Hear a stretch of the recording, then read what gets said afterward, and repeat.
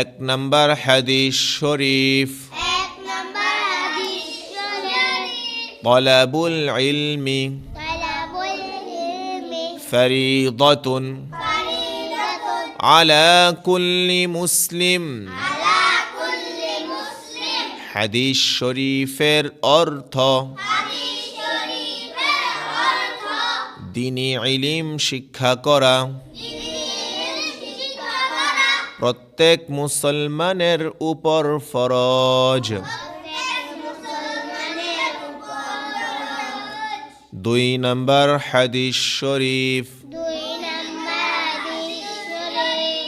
আফদালুল ইবাদাতি তিলাওয়াতুল কুরআন। কুরআন মাজিদ তিলাওয়াত সর্বোত্তম ইবাদত। তিন নম্বর হাদিস শরীফ খায়রুকুম মান তাআল্লামাল কুরআনা ওয়া আল্লামাহু। সর্বোত্তম সে কুরআন শিখে যে।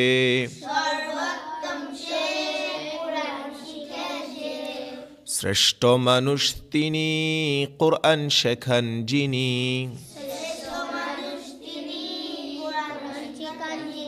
চার নম্বর হাদিস শরীফ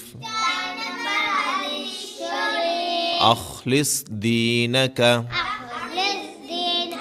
ইয়াকফিকাল আমালুল কলিল। তোমার ঈমানকে খাঁটি করো, অল্প আমলে নাজাতের জন্য যথেষ্ট হবে। পাঁচ নম্বর হাদিস শরীফ আল হায়াউ শু'বাতুম মিনাল ঈমান। লজ্জা ঈমানের অঙ্গ।